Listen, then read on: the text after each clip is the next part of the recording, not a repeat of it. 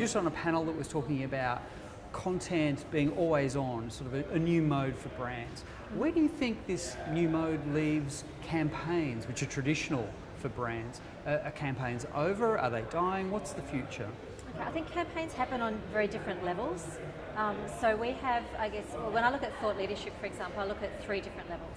So I have the brand level thought leadership, which is content that's more about the bigger purpose, bigger conversations that are taking place, but aren't directly linked to product. And then we look at a category level, what's happening in technology in this particular sector, and then of course it's much more traditional product. So creating a campaign these days is not the same as it used to be, which was around just saying, I've got a product, let's go and make it relevant.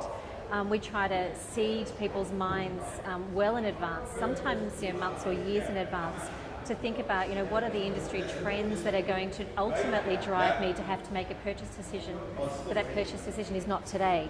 So that's why we get involved in producing films, for example, where we talk to experts that are speculating on how will technology reshape the TV experience, for example.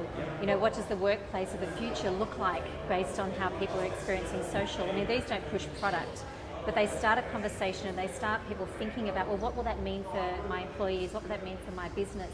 What will I need to invest in the future? So it's not a traditional campaign, but it's a much longer range campaign, and it's hitting at different levels of content. When you move to this always on, longer term thinking, that it's not these short bursts, how do brands operationalise that, or how should they operationalise it? Should they be taking things in-house or changing their relationship with the agency? What do you see happening there? Yeah, I mean, we use agencies selectively, I would say. Yep.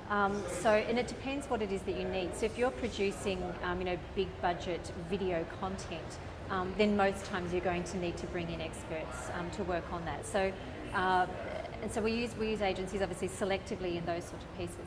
But if you're talking really long range as well, you also need to have a good partnership to understand how you're going to map out that process and how you're going to evolve the brand over time.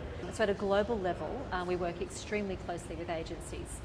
Where we get the research in, they help us consult our internal stakeholders to understand, all the stakeholders' views about the brand, and they help us map out a long-term strategy. Then tactically, when we're sitting out here in different parts of the world, then we have a lot more freedom, and many times we can produce a lot of things in-house, particularly with the technology that's available today. Internally, we have TV news, and not just in our region, lots of Ericsson groups do that these days. So we have studio setups, we have green screen. Many of my staff have been trained on production, editing. So absolutely, we're picking up on all those skills. We're trying to replicate that both for our external audiences as well as our internal audiences.